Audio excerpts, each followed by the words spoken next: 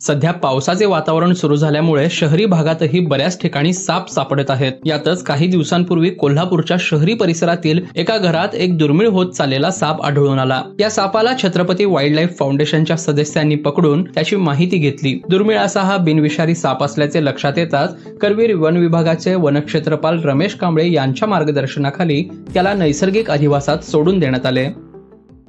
काही दिवसांपूर्वी मोरेवाडी येथे एक साप घरात आल्याची माहिती कळाली. घटनास्थळी तत्काळ छत्रपती वाईल्ड लाईफ फाउंडेशनचे आम्ही चितारी यांना लावून दिले. त्यांनी तत्काळ तो जाऊन रेस्क्यू केला. रेस्क्यू केल्यानंतर आपल्या संस्थेचे वन्यजीव अभ्यासक आशुतोष सूर्यवंशी यांना साप दाखवल्यानंतर तो साप येल्लो स्पॉटेड उल्फ स्नेक म्हणजेच पिवळ्या ठिपक्या असलेला कवड्या जातीचा बिनविषारी साप आहे असे कळाले.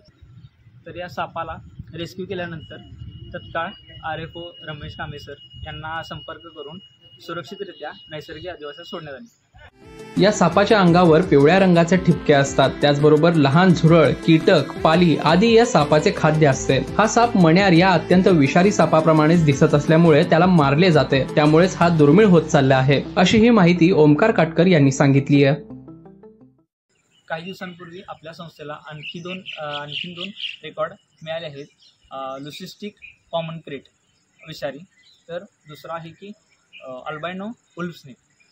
या दोन्ही सापांना आपण रेस्क्यू केल्यानंतर RFO रमेश कांबळे सरांना माहिती देऊन त्यांना सुरक्षितरित्या नैसर्गिक अधिवासात सोडण्यात आले. दरम्यान पावसाच्या दिवसात घरात किंवा घरा शेजारी आपल्याला साप आढळून येऊ शकतात. त्यामुळे नागरिकांनी देखील काळजी घेतली पाहिजे, असे वाईल्ड लाईफ फाउंडेशनचे सदस्य विनायक आळवेकर यांनी सांगितलंय.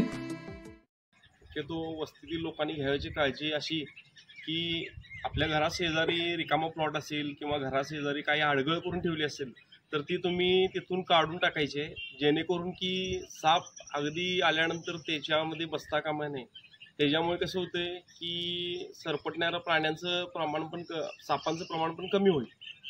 तर शेतकऱ्यांनी देखील विशेष काळजी घेऊन शेतातील कामे या दिवसात करावी, असे आवाहन देखील विनायक आळवेकर यांनी केलंय. लोकल 18 साठी साईप्रसाद महेंद्रकर, कोल्हापूर.